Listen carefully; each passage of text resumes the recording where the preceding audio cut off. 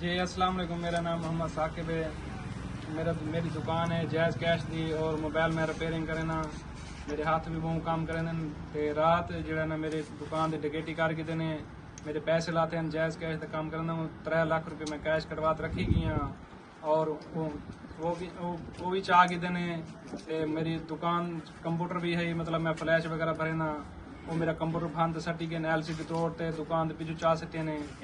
ते कैमरे मेरे 2 लगे खड़े हैं मतलब वो भी फान सटे ने उन कार्ड वगैरह वो कटी गए ते मेरी हुकूमत से अपील है कि मेरे को इंसाफ दिता वही। मैं बहुत मरीज बंदा हूँ और गरीब भी हूँ